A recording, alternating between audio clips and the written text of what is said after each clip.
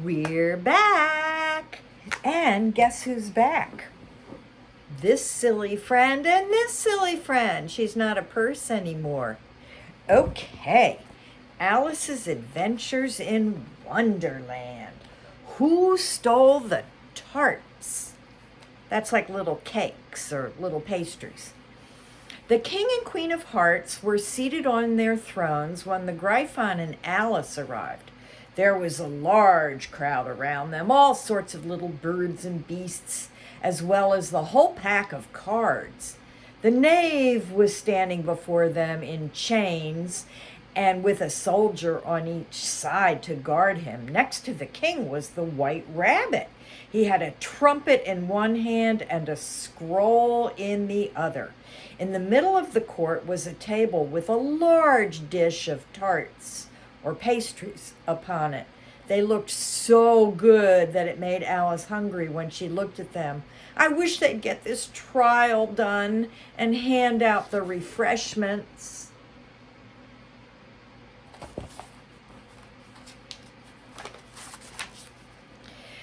But there didn't seem to be a chance this would happen, so she started looking around to pass the time.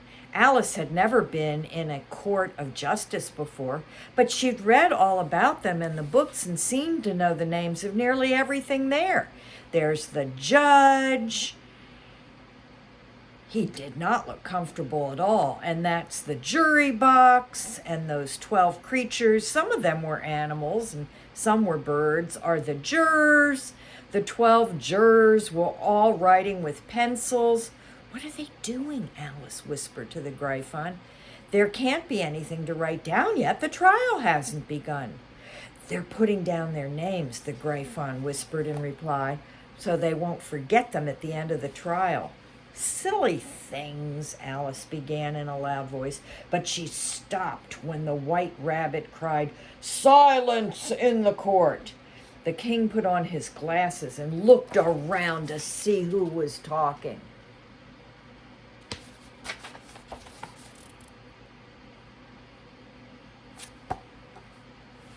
Alice saw that all the jurors were writing down silly things on their slates. She also saw that one of them didn't know how to spell silly. He had to ask for help. Those slates were filled with nonsense, and the trial isn't even started. "Herald, read the charges," said the king. The white rabbit blew 3 blasts on the trumpet, and then he unrolled the scrolls and read, "The Queen of Hearts, she made some tarts, all on a summer day. The Knave of Hearts, he stole those tarts and took them quite away." "Consider your verdict," the king said to the jury. Not yet," the rabbit interrupted. "There's a great deal to come before that." "Call the first witness," said the king. The white rabbit blew 3 blasts on the trumpet and called out, "First witness!" The first witness was the Hatter. He came in with a teacup in one hand and a piece of bread and butter in the other.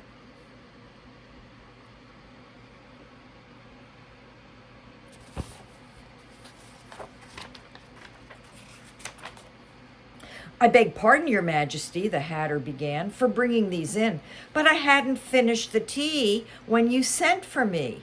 "You ought to have finished," the king said. "When did you begin?" The Hatter looked at the March Hare, who had followed him into the court arm in arm with the Dormouse.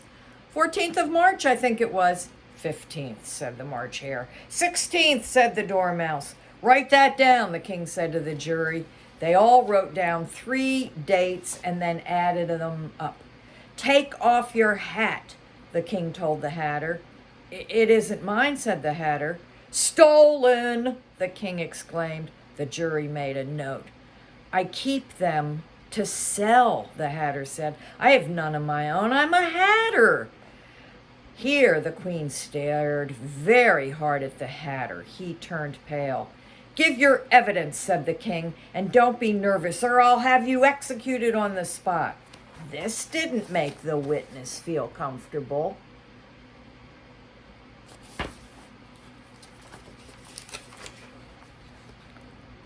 He kept shifting from one foot to the other, looking uneasily at the queen. He was so nervous, he bit a large piece out of his teacup instead of his bread and butter.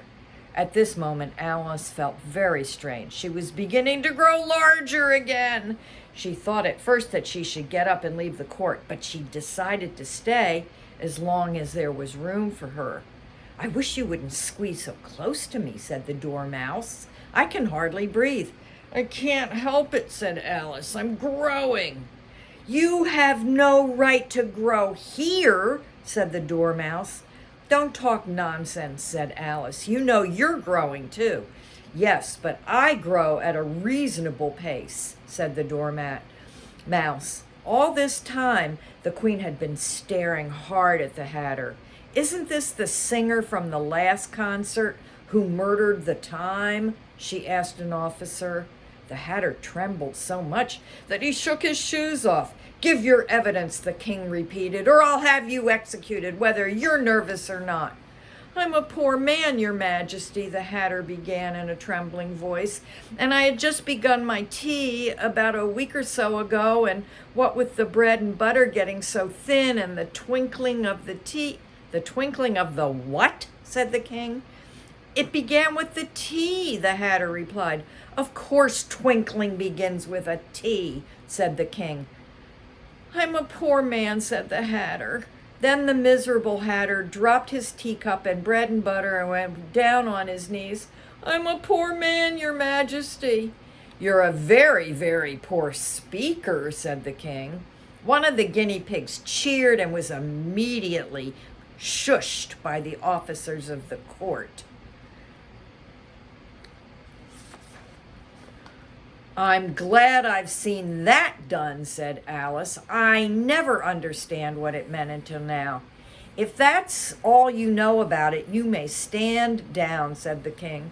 "I can't get any lower," said the Hatter. "I'm on the floor as it is." "Then you may sit down," the king replied. Here the guinea pig cheered and was shushed. "There, that finishes the guinea pigs," thought Alice. "Now we'll get more done."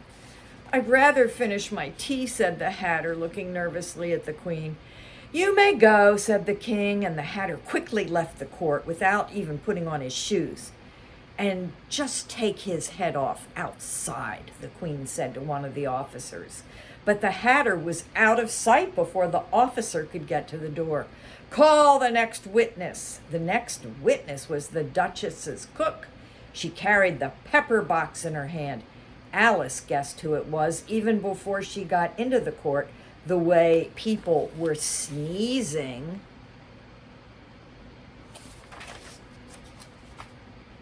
"Give your evidence," said the king. "I shall not," said the cook.